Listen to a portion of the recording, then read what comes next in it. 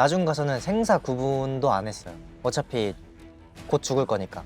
더 충격적인 것은 조나는 임신 중이었어. 축축하게 목을 감았대요. 찰랑 찰랑 찰랑 찰랑 찰랑. 그래서 귀신을 데리고 왔어야지.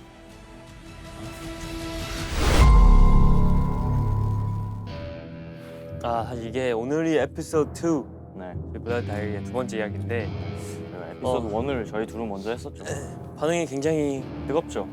굉장히 좋아해 주시더라고요. 네. 몇 배나 인생을 더 많이 산 선배들이죠. 그쵸. 그래서 확실히 인생 선배가 그것도 인선. 네. 한 몇천 년 인생 선배가 또 말해주는 이런 것들이 굉장히 또 솔깃할 것 같아요. 근데 그날 촬영이 끝나고 네. 재희 형이 잠을 못 잤다는 후일담이. 맞아요. 잘 잤는데 거짓말하지 마. 너무 피곤해가지고 잠을 잘 잤어요. 거짓말하지 마세요. 진짜 무서워했다는데. 네, 굉장히 무서워했어요. 아 그래? 누구의 의견이야? 아니, 너가 다들 그러던데? 그랬잖아. 너가 어? 너가 그랬잖아. 무서웠다고. 그리고 촬영 끝나고 오늘 뭐 진짜 무서워했다. 서늘랑 뭐 같이 자라고 막 그랬잖아. 내가? 야, 같이 자했어요? 뱀파이어들이 이렇게 거짓말을 잘 칩니다. 네, 오래 살아가지고인지 다들. 손에 같이 네 기방에서 잘래? 전 대박이죠. 아, 오늘 첫 등장 양정원 양? 뭐야? 어디선가 박수 소리가 들리는데? 귀신 아니야? 여기 우리밖에 없는데. 그러니까. 정원군 등장. 양정원 군. 사실 형들을 몰입시키는 것보다 이제 시청자분들을 몰입시키는 것도 그렇죠. 중요하기 때문에 그렇죠. 듣는 한번 분. 잘 해보겠습니다. 네. 네, 이게 사실 지금까지 통계상으로는 한 귀신 얘기가 한 70%고 스릴러가 한 30%긴 했어요. 네. 나오는 얘기들이. 그쵸, 뭐 이제 하나 했는데요, 뭐. 아 그렇구나. 뭐 굉장히 많이 한 거인 줄 알겠네. 한 번 더 한 거야, 정원이가. 뭐 근데 한 번 더 했다 해서 크게 더 잘할 것 같진 않아요? 그렇죠. 아니 뭐 그런 건 아니고. 비슷할 것 같아. 제이 스토리 읽는 걸 들어야 되는데 되게 웃겨요. 얘는 제대로 읽질 못해. 아, 제이는 그 연기가 뭐 이렇게 하지 않았어요, 약간 처음에? 어, 진짜 대박이. 이랬을 것 같은데. 네, 그러면은 아니, 원래 without 이렇게 further ado, 블러드 다이어리의 블러드 라이어 게임 룰 제가 설명을 해보겠습니다. 이 세 이야기 중 거짓은 단 하나. 그중 블러드 라이어를 찾아내는 게 포인트고요. 신문을 통해 라이어를 검거한 뱀파이어 or 정체를 들키지 않고 모두를 숙인. 저지르고 이런 느낌이야. 고개를 숙이지 않고 고개를 들고 고개를 숙이지 않고 속인. 모두를 속인 네. 라이어는 blood badge, 블러드 배지를 획득을 합니다. 저희는 이제 하나씩 하나씩 있죠. 예. 그러면은 첫 번째 이야기를 해주실 분 누군가요? 제가 가보겠습니다. 오케이. 제가 한번. 오케이, 루키. 이제 제가 이탈리아 가죽 공방에서 견습생으로 일하던 시절이었어요. 어느 날 스승님이랑 저녁을 먹는데 밥 먹다 말고 갑자기 이 얘기를 해주시더라고요. 듣자마자 소름이 굉장히 돋았던 그날의 기록 바로 풀어볼게요. 다들 이탈리아 베니스 알죠? 베네치아. 베니스. 베네치아. 물 위에 도시가 떠 있는 것 같고 곤돌라 다니고 막 야경도 예뻐서 낭만의 도시라고 불리잖아요. 근데 거기서 남쪽으로 한 5km 정도 내려가면 지도에도 표시되지 않을 만큼 엄청 작은 섬이 하나 있어요. 포베글리아. 이번에 제가 들려드릴 이야기는 그 섬에 관한 거예요. 이탈리아. 14세기였어요. 이 섬에선 하루도 빠짐없이 검은 연기가 올라왔대요. 그 연기는 낮에도 밤에도 안 꺼지고 섬 전체를 뒤덮었어요. 멀리서 보면 안개가 낀 것처럼 뿌옇고 가까이 가면 생전 처음 맡아보는 냄새가 진동을 했다고 해요. 얼마나 익숙한 일인지 어부들이 그 근처를 지날 때마다 이렇게 말했대요. 또 태우네. 아, 오늘은 몇 명이야 저거. 그 섬에서 타고 있던 건 전부 사람 시체였습니다. 그것도 하루 수백 구씩. 흑사병 들어보셨나요, 여러분? 흑사병. 들어봤죠. 유럽 인구 3분의 1을 죽였던 전염병이죠. 사람들은 몸이 붓고 피고름이 터지고 손발이 검게 썩으면서 죽어갔어요. 상황이 걷잡을 수 없게 되니까 베니스 정부도 겁이 났나 봐요. 저 사람들을 도시 안에 두면 우리도 끝이다. 그래서 병에 걸린 사람들을 섬으로 보내버리는 결정을 했대요. 격리라기보단 사실상 버리는 거죠. 네, 살아있는 사람도 실려오고 죽은 사람도 실려오고 나중 가서는 생사 구분도 안 했어요. 그냥 한 번에 같이 태워버립니다. 어차피 곧 죽을 거니까. 그렇게 사라진 사람이 무려 16만 명이 됐다고 해요. 문제는 이제 사람을 태우면 재가 남잖아요, 꺼멓게. 그 재가 바람을 타고 날려서 흙에 섞이고 먼지가 된 거예요. 섬에 남아서 죽어가던 사람들은 누군가의 몸이 타고 남은 가루를 매일 숨쉬듯 마셨어요. 그래서 이런 말도 있었다고 해요. 포베글리아 흙 절반은 사람이 탄 재라고.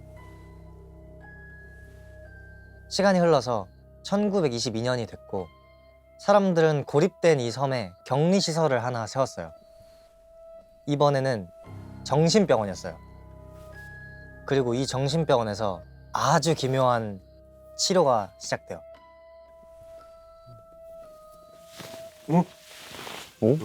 벌써? 치료를 해? 여기서부터? 자, 치료 맞아? 사람 죽이는 거 아니야? 이런 도구로 치료를 했는데 어떤 치료를 했을 것 같아요? 치석 제거 이런 거. 어떤 치료였냐면 이거는 전두엽 절제술이라는 거였어요. 되게 잔인하죠? 이제 그 시절에는 사람한테 정신질환이 생기는 이유를 충동을 조절하는 이 전두엽이 고장났기 때문이라고 여겼대요. 그래서 그 병을 고친다고 전두엽을 아예 긁어내는 그런 수술을 만들어낸 거예요. 그런 수술법을. 이 병원의 원장인 마르코도 환자의 눈꺼풀을 통해 송곳을 집어넣고 그걸로 전두엽을 찌르고 그대로 속을 막 헤집어서 망가뜨리고는 그걸 치료라고 불렀대요. 당연히 대부분의 환자는 수술 후에 죽었고 겨우 살아남더라도 뇌 손상 때문에 식물인간이 됐대요. 그런데 황당하게도 원장은 그걸 보면서 얌전해졌다, 치료가 성공했다 라고 생각을 한 거예요.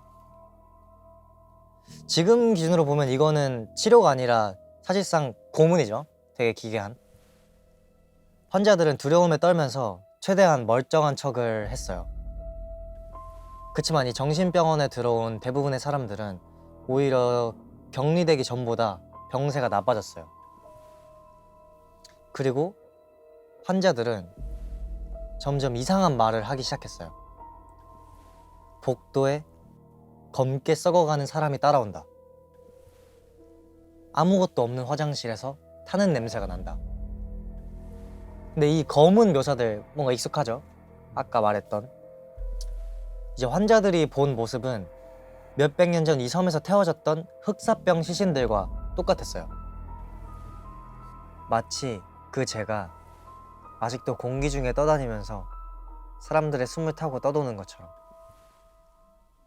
하지만 원장은 그건 전형적인 환각이라고 코웃음을 칩니다. 그래서 그런 얘기를 하는 환자들부터 골라서 수술하고 또 수술했죠. 그러던 어느 날 결국 그 수술을 직접 하던 원장도 똑같은 걸 보게 돼요. 수술대 아래에서 여기저기 새까맣게 문드러진 무언가가 원장의 발목에. 자 여기 또 저번에 네. 그 밑에 여보세요? 또 숨어 있을 뻔했어. 뻔했어는 뭐야? 숨 없었어. 그때 원장은 직감했죠. 아, 내가 수술을 받을 차례구나. 제정신 아니신데? 며칠 뒤에 정신병원의 종탑에서 한 사람이 몸을 던집니다. 원장이었던 거죠. 수십 수백 명의 뇌를 휘저을 땐 눈 하나 깜빡 안 하던 사람이 막상 자기 차례가 되니까 그 공포를 못 버틴 거죠. 원장이 뛰어내려서 즉사한 그 자리에는 그가 손수 뇌를 망가뜨렸던 사람들과 치료가 됐다면서 버려진 사람들이 겹겹이 묻혀 있었다고 합니다. 그 후로 병원은 폐쇄됐고 섬은 그대로 버려졌어요. 아무래도 관광지와 가깝다 보니까 개발하려는 시도가 여러 번 있었대요. 근데 섬에 들어갔다 나온 사람들이 몸에 긁힌 자국이 생긴다, 검은 형체가 따라온다 이런 얘기를 하면서 번번이 공사가 중단되었다고 해요. 그리고 2025년, 작년이죠. 2025년이 돼서야 드디어 섬의 일부가 시민공원으로 공개될 수 있었다고 합니다. 네, 제 이야기는 끝입니다. 그럴싸한데? 그럴싸한 게 아니라 진짜 있는 일이니까 그런 거. 아 원래 다 그렇게 얘기해. 아, 그래요? 그럴싸하지 않은 이야기는 여기 없어. 근데 저는 사실 이 얘기를 이거 전에 알고 있었어요. 아 진짜? 아, 진짜로. 에이. 아, 진짜로. 진짜? 이 전두엽 절제술은 포르투갈에서 처음 시작이 됐대요. 이분이 정말 아이러니하게 1949년에 노벨상을 수상을 받았대요. 지금은 노벨상 최악의 흑역사로 박제됐다고 하네요. 노벨상을 건들 순 없잖아. 이것 때문에. 그리고 이건 정확하지 않은 정보일 수 있는데 원래 여기를 뚫으려 했었대요, 수술법을. 근데 여기는 뭐 막 두껍기도 하고 뭐 그래서 이 눈을 통해서 이렇게 바로 뇌로 약간 그런 걸로 알고 있어요. 저는 그 영상에서 봤던 것 같아요. 다른 영상에서도. 근데 내가 보기엔 이럴 수도 있잖아. 이게 라이언데 이거는 사실인데 그 후에 했던 게 다른 걸 수도 있고. 맞아, 그런 경우도 있을 거야. 아 근데 또 모르긴 해. 섬 이름이 뭐였지? 포베글리아. 포베글리아. 저거는 만들 수 있는 이름이 아니야. 보통 저런 건 피해보 시작하긴 해. 아 오케이, 이거는 되게 좋은 스토리였어요. 자, 다음 이야기는 그러면 누가 하나요? 두 번째 미스의 사연은 나야. 재도전. 나야 나. 네. 2006년 강원도 원주. 그때 나는 치악산에서 복숭아 농장을 하고 있었는데 치약이 아니야, 치악. 치악. 뭐 치악산. 투스페이스트 마운틴이에요? 왜 처음부터요? 네. 네, 2006년 강원도 원주. 그때 난 치악산에서 복숭아 농장을 하고 있었는데 청년 농부를 꽤 잘생겼다고 이름을 날렸던 때야. 아니 잘생겼다 없잖아. 아마 우리나라 얘긴 처음인 것 같은데 처음인가 근데? 네, 그런 것 같아요. 네, 우리나라 얘긴 처음인 것 같은데 긴장돼요. 굉장히. 네. 2006년 여름이었어. 강원도 원주에 살고 있던 고등학생 수아는 같은 반 친구들 9명이랑 펜션에 놀러 갔어. 근데 그 펜션 위치가 좀 묘하긴 했어. 원주시 신림면. 보통 지명에 신자가 들어가면 새로울 신자를 쓰거든. 뭐 신촌이나 신사동 같이. 근데 원주 신림은 전국에서 유일하게 귀신 신자를 쓰는 곳이야. 실제로. 왜 귀신 신자를 쓰는지는 솔직히 아직까지도 이야기가 분분하긴 해. 근데 뭐 놀러 가는 고등학생들이 그런 거 신경이나 쓰겠어. 그래서 그냥 야, 우리 귀신 보는 거 아니야? 하면서 그냥 웃으면서 떠들었겠지. 근데 그 펜션은 그냥 1층짜리 하얀 집 같은 곳이었어. 앞에 공터 하나 있고 그리고 바로 맞은편에 계곡이 있었대. 아, 물 있으면 안 되네. 그 계곡물이 진짜 맑았어. 바닥에 돌멩이들이 하나하나 다 보일 정도였으니까. 근데 체크인할 때 주인이 계속 같은 말을 몇 번씩 반복하는 거야. 위쪽으로는 절대 가지 마라. 거기는 물이 빙빙 돈다. 물살이 빠르다. 저쪽은 깊다. 너무 여러 번 말을 해가지고 오히려 지겨울 정도였대. 근데 결국 경고를 무시하고 위쪽으로 올라가게 돼. 주인 말처럼 물살이 빨라서 오히려 재밌기도 했거든. 수아는 마트에서 사온 수박을 계곡물에 담그느라 다른 친구들보다 좀 늦게 계곡에 들어가려고 했는데 그때 수아는 눈에 뭐 하나가 들어왔대. 그게 뭐였을까? 다른 사람이 넣은 수박? 시체. 머리. 수박이 아니라 머리였어. 많이 동그라네. 아니 갑자기 너무 급정이었는데 물가와 가까운 계곡 바닥에 뭔가 계속 반짝거리는 거야. 가까이서 보니까 그때 중고등학생들 사이에서 유행했던 검정색 명품 손거울이었어. 거울. 그걸 어떻게 우리가 맞춰? 어쨌든 수아가 그걸 주우려고 물속에 손을 딱 넣었는데 응. 너무 갖고 싶었을 거 아니야. 그래서 딱 명품이니까. 딱 넣었는데 아차가 소리가 나올 만큼 물이 엄청 차가웠대. 그냥 계곡물 같은 느낌이 아니라 마치 냉동실에 손을 넣은 것처럼. 순간 놀라서 거울을 놓쳤는데 기어코 다시 주워서 가방에 챙겼다고 해요. 그러다 밤이 됐어. 다 같이 마피아 게임을 하기로 했거든. 고등학생 여자애들이 분위기 잡는다고 방에 동그랗게 모여 앉아서 랜턴 하나만 켜서 가운데에 놓고. 그러다 수아가 마피아 게임의 사회자를 맡을 차례가 되었어. 자, 밤이 되었습니다. 모두 자리에 엎드려 주세요. 애들은 다 엎드려 있고 다들 양손으로 바닥을 두들기기 시작했어. 이렇게. 수아가 친구들 뒤를 돌면서 마피아를 고르고 있는데 어디선가 뚝 뚝 하고 물이 떨어지는 소리가 나는 거야. 근데 정확히 수아의 정면에 있는 벽지가 건물 밖에서가 아니라 건물 안쪽에서부터 젖어나오고 있었대. 젖은 몸이 벽에 서서 기대고 있는 것처럼 형체 그대로 물이 퍼지고 있었어. 그러고는 슬리퍼 끄는 소리가 계속 들려오는 거야. 그때 악! 하고 엎드려 있던 친구 하나가 소리를 질렀어. 다들 놀라서 그 친구 쪽을 바라봤는데 친구가 잔뜩 얼굴을 찡그리고 일어나서 옆에 친구한테 화를 내는 거야. 너 내 귀에 입김 불었지? 이러면서. 근데 모두가 엎드려 있었다고 했잖아. 사실 사회자였던 수아 말고 움직인 사람은 아무도 없었거든.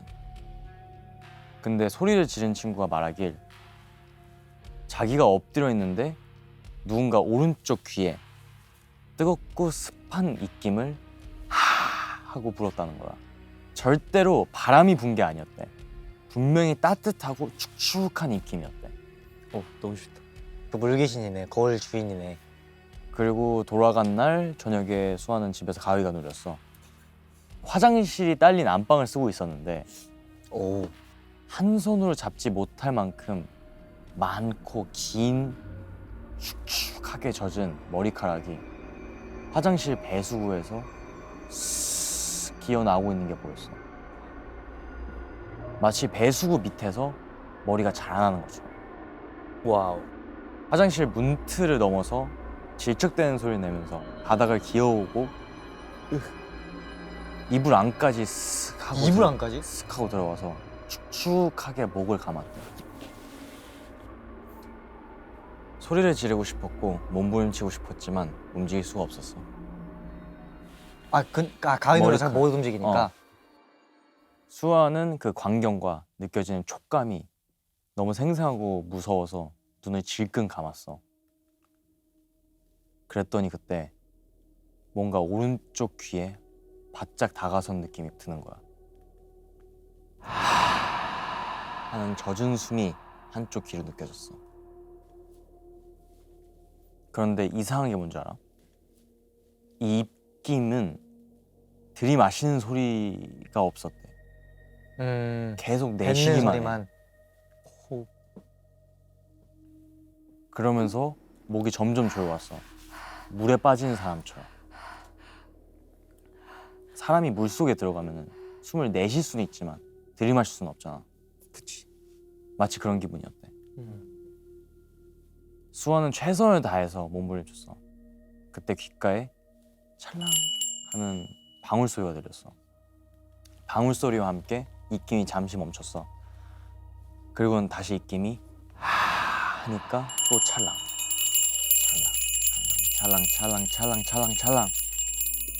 방울 소리가 점점 많아지더니 온 사방에 들려서 귀가 찢어질 것 같은 느낌이 들었어. 그리곤 귓가의 입김이 완전히 멈췄어. 그리고 갑자기 울리는 전화벨 소리. 외갓집에 간 엄마였어. 수아야, 방금 보살님한테서 전화가 왔는데 너 혹시 어디서 뭐 주워온 거 있니? 그 말을 듣는 순간 수아는 가방 속에 검정 손거울이 떠올랐대. 그리고는 온몸에 소름이 쫙 돋았대.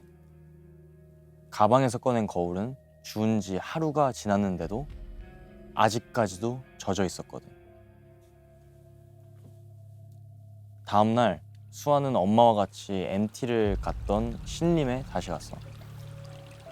그리고 그 거울을 조용히 물에 던져 넣었대. 첨벙 하고 물살이 한번 튀더니 거울은 그대로 가라앉았어. 아무튼 그 이후론 가위도 귓가에 닿던 그 숨소리도 거짓말처럼 싹 사라졌대. 그리고 나중에 엄마가 이런 얘기를 했다 하더라고. 그날 엄마가 외갓집에 가 있는 동안에 엄마가 다니는 신당 보살님한테 갑자기 전화가 왔대. 딸이 물에서 뭔가를 데리고 온 것 같다 라고 말이야. 친구들이랑 계곡에 갔었다고 하니까 혹시 계곡에서 주워온 거 없냐고, 뭐 가져온 거 없냐고 계속 물어봤다는 거야. 보살님 말로는 수아는 그래도 그냥 스치듯 지나간 것 같다 라고 했대. 운이 좋았던 거지. 그러니까 있잖아, 계곡이든 바다든 물가에 떨어진 건 가능하면 안 건드리는 게 좋을지도 몰라. 그건 그냥 물건이 아니라 뭔가가 붙어있는 것일 수도 있으니까. 내 이야기는 여기까지야. 아, 그럼 짤랑짤랑이 그거네. 보사이님이 테마한 거네. 수아가 가위가 세게 눌렸잖아. 네. 다들 가위 눌려본 적 있어? 너가 말해. 형 있잖아요. 형 안무 연습 전에 가위 눌린 적 있잖아요. 아 이거 진짜 얘기해주면 이거 안 돼? 풀어주면 안 돼요? 뭐였지? 근데 나 그러니까 정확하게 저기가 기억이 안 나. 이 형이 아프니까 연락이 안 되는 거예요. 그래가지고 전화를 막 안 받았나 네, 그랬나? 전화가 안 돼, 연락이 안 되니까 제가 그냥 이렇게 전화를 계속 했는데 몇 번만에 받았어요. 그거 받았는데 처음 하는 말이 형 어디에요? 이랬는데 가위 눌렸어. 이게 이제- 천만이었어. NF는 유행어가 됐어요. 나 가위 눌렸어. 아니, 그러니까 제가 아파서 혼자 그 숙소에 있었고 애들 안무 연습을 했었는데 뭔가 몸이 아파서 누워서 자는데 가위가 눌린 거야. 아, 근데 느낌이 너무 안 좋은 거야. 너무 이상하고. 근데 나는 사실 가위 눌렸다는 걸 잘 뭔지 모르겠어. 그냥 일어나기 싫은 거 아니에요? 아니 약간 그냥 뭔가 아니야. 약간 이게 좀 아니야, 그러니까 사람마다 좀 다른데 나 같은 경우는 가위는 뭔가, 그러니까 3인칭이 돼.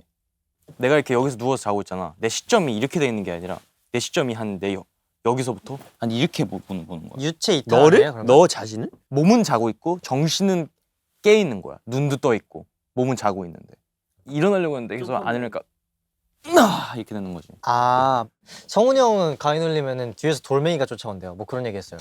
돌멩이. 아, 큰 바위가. 바위가 굴러오는 거고 거기서 자기가 도망가는 그런 게 사람마다 가위래요. 견해가 성훈이 좀 형은. 다르긴 해. 그 증거는 뭐야? 어? 증거 없어? 머리카락이야 뭐야? 아무래도 그런 건 없고 사진? 실질적인 했던 말에 그냥 지역도를 갖고 왔거든. 이 신림의 신림. 이 한자가 실제로 귀신 신자야. 이제 폐역이 된 신림 기차역에서도 같은 한자를 확인할 수 있어. 귀신 근데 진짜. 이거는 사실상 증거로는 저는 부족하다고 저도. 생각해요. 그 거울을 갖고 왔어야죠. 그래서 귀신을 데리고 왔어야지.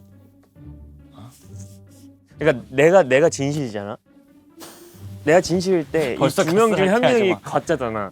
네. 그랬을 때 너가 훨씬 가짜 같아. 아니죠. 저도 진짜니까 이 형이 일단 가짜인 거잖아요. 너 진짜지? 네. 나 진짜야. 그럼 너가 그러니까 가짜. 이 형이 가짜네. 뭔 논리야 이거는? 나도 진짜 내가 언제 가짜라 그랬어? 그럼 너가 생각하기에는 정원이 꽤 가짜야? 너 걸 들어봐야 알 것 같아.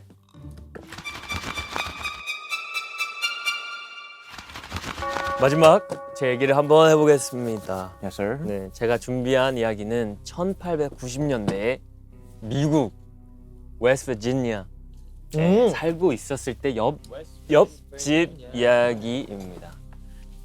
때는 1897년 1월 50대 여자 한 명이 며칠째 집 밖으로 나오지 않고 있었어. 그 여자의 이름은 메리. 메리. 네, 메리입니다. 메리는 캄캄한 집안에서 하루 종일 사진만 이렇게 쓰담고 있었어. 사진 속 딸은 이제 다시는 볼 수 없고 만질 수도 없었지. 메리의 딸 조나는 며칠 전에 죽었거든. 결혼하고 고작 3개월 만이었어. 조나의 장례식 날 딸은 평온한 얼굴로 관에 누워 있었어. 벨벳으로 된 녹색 하이넥 드레스에 목에는 스카프까지 단정하게 두르고 마치 그냥 잠든 것처럼 말이야. 이미 세상을 떠난 조나의 옆에서 조나의 남편인 에드워드는 무너져가고 있었어. 에드워드는 사람들의 부축 없이는 서 있지도 못할 정도였대. 더 충격적인 것은 조나는 임신 중이었어. 사인은 임산부들에게 치명적인 임신 중독증이었대. 에드워드가 조나를 발견했을 땐 이미 조나도 아이도 모두 잘못된 후였다고 했어.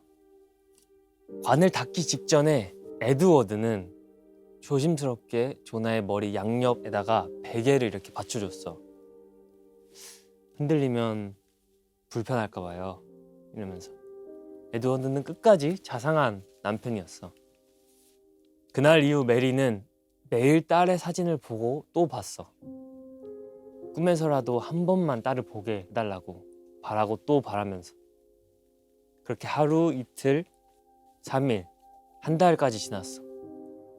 메리는 그날 밤에도 딸의 사진을 보고 있었어. 근데 그때 방 한쪽에서 희끗한 빛이 생기더니 사람 모양으로 변했대. 그리고 거기에 조나가 서 있었어. 관에 누워 있었던 그 모습 그대로 녹색 하이넥 드레스를 입고 목에는 스카프까지 두르고 말이야. 근데 계속 스카프를 잡아당기려고 하는 거야. 조나의 손이 계속해서 스카프를 몇 번이고 통과를 했어. 그래도 조나는 손짓을 멈추지 않았어. 메리가 울면서 조나에게 물었어. 조나, 엄마한테 할 말이 있는 거야? 그리고 3일이 지난 아침, 메리는 오랜만에 집 밖으로 나왔어. 딸이 세상을 떠난 이후 첫 번째 외출이었어. 메리가 향한 곳은 검사 존 프레스터의 사무실이었지. 검사를 만난 메리가 말했어. 내 딸은 아파서 죽은 게 아니에요. 내 딸은 살해당한 거예요. 라고 말이야. 그 사실을 알려준 건 바로 죽은 조나의 영혼이라고 했어. 근데 만약에 너가 그 검사야. 그 말을 들었을 때 검사라면 어땠을까? 정신병 걸렸다 하겠죠. 힘드니까. 정의 말대로 검사는 그냥 어이없어 했어. 그냥 피식 웃었대. 메리를 보고. 부인, 그 딸을 잃은 건 너무 안타깝지만 그런 식으로 얘기하시면 너무 곤란합니다. 이런 식으로 딱 봐도 정신 나간 사람 취급을 했대. 유령이 나타났다고요? 그 유령이 자기가 살해당한 거라고 했다고요? 이제 주변에 있는 직원들도 이상한 눈으로 메리를 계속 힐끔거렸지. 근데 그때 다른 사건 때문에 검사의 사무실을 방문했던 어떤 남자가 조용히 입을 열었어. 잠깐만요. 그 사람은 조나의 시신을 처음으로 확인했던 의사였어. 사실 목에 멍자국이 있긴 했습니다. 남편이 원래 있던 자국이라고 해서 더 의심하진 않았어요. 이렇게 말했대. 근데 굳이 목까지 올라오는 드레스를 입히더라고요. 목에 스카프도 두르고 라고 말했어. 그땐 그냥 넘겼는데 지금 생각해보니까 좀 이상한 거야. 그 말을 들은 검사가 한참 가만히 생각하더니 결심한 듯 말했어. 조나의 시신을 다시 꺼내봅시다. 1897년 2월 22일 조나가 죽은 지 한 달 만에 조나의 무덤을 파내고 관을 다시 열었어. 부검을 마친 의사가 고개를 저었어. 임신 중독증이 아닙니다. 애초에 임신을 하지도 않았어요. 이건 목이 졸려 죽은 겁니다. 순간 방은 조용해졌지. 조나는 정말 살해당한 거였어. 검사가 천천히 메리를 보고 그 영혼이 뭐라고 했죠? 라고 물었어. 메리가 3일 밤 동안 겪은 일들을 이제 이야기하기 시작했지. 첫날에는 아무 말 안 했어요. 그냥 계속 스카프만 잡아당기더라고요. 두 번째 밤엔 숨이 안 쉬어진다고 고통스러워했어요. 세 번째 밤엔 그날 있었던 이야기를 했어요. 그날 조나의 영혼은 자기 머리를 뒤로 뚝 하고 돌려 꺾으면서 자기가 어떻게 죽었는지를 보여줬다고 했어. 이 말을 들은 의사는 몸이 딱딱하게 굳어버렸어. 메리아 이야기가 부검 결과랑 정확히 똑같았거든. 목이 뒤틀려서 부러진 상태. 메리가 말한 그 자세 그대로였어. 그리고 나서 범인을 지목했대. 바로 그녀의 남편인 에드워드.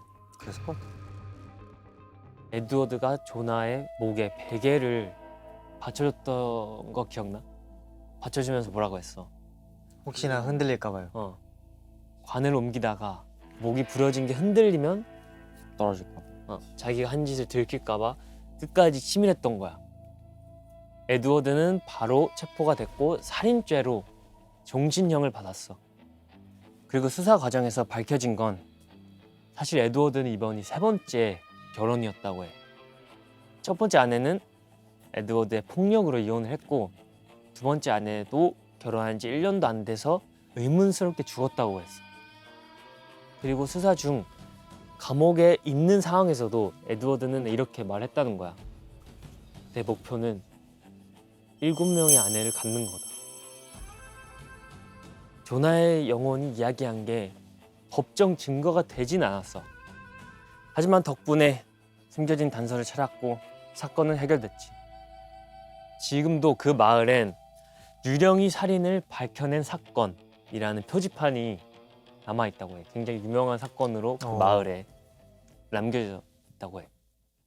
여기까지. 오, 그거 증거물 없어요? 증거물은 이제 그 마을에 있는 실제 표지판이에요. 표지판. 근데 내가 이걸 한국어로 읽어줄게. 그린브라이어 유령.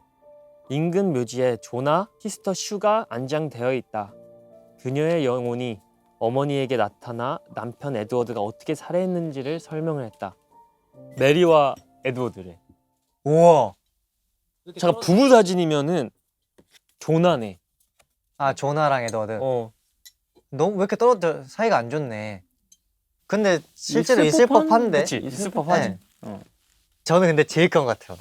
제이크 형 스토리가. 네. 어떤 그러니까 게? 그 당시에 부검하는 사람이 없었다 하면은 이해가 되거든요. 근데 부검하는 사람이 있었는데 안한 거? 있는데 그게 약간 말이 안 되는 것 같아요. 왜 부검을 처음부터 안 했을까? 그리고 그 증거 사진이 너무 약간 AI. 너무 AI 같아요. This is AI. 이거? 예. 네. 그냥 재미나이한테 이런 스토리 있는데 만들어줘. 약간 이런 느낌이에요.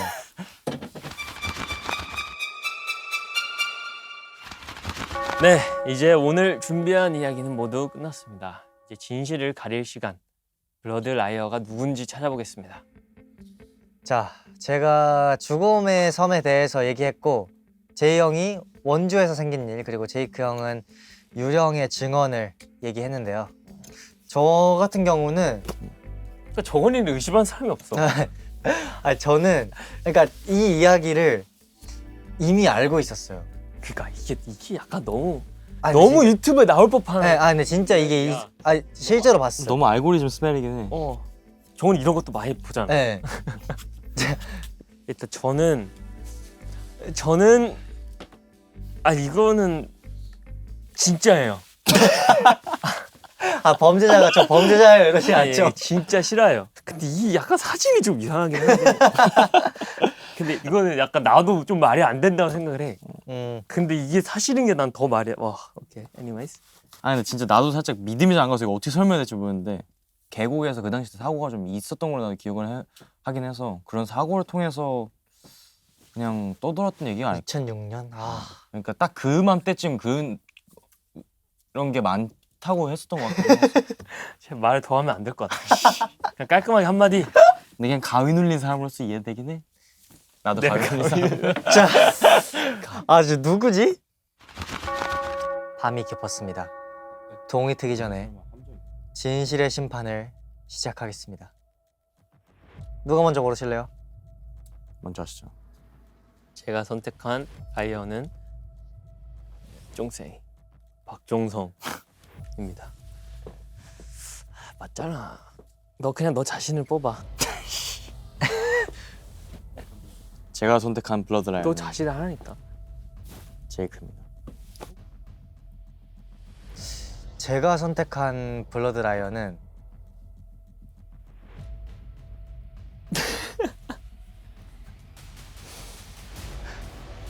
제이 형입니다. 오케이. 진짜로? 제이야. 아 잠깐만, 이거 너야. 모를 수 있어요? 아니 진짜로? 오므라요. 아 오케이 제이 아 형. 근데 진짜? 네, 제이 형 할게요. 너잖아. 왜 그래? 자, 가장 많은 지목을 당한 뱀파이어는 제이입니다. 네, 지금부터 라이언은 손을 들어 정체를 밝혀주세요. 하나, 둘, 셋. 예. 다행이다. 아깝지 않았어. 다행이다. 아깝지 않았어. 더 했으면 너무 아니. 와 진짜. 아, 그 내게 그 실하게 돼 보이지 않아? 근데 그거 말이 안 되는데 부검을 안 했다는 게? 그러니까. 난 이게 진짜 이거 찾아보고 싶어. 끝나고. 블러드 배지를 수여하겠습니다. 근데 그래서 그 귀신 신자 맞아요? 수아는 수원 없는 인물. 아 근데 너무 말도 안 되는 얘기를 주셨어. 이게 어떻게 실화예요? 다음에는 꼭 진실을 찾길 바랍니다. 아 까비. 자, 또 봅시다 저희. 안녕. 또 만나. 안녕. 예.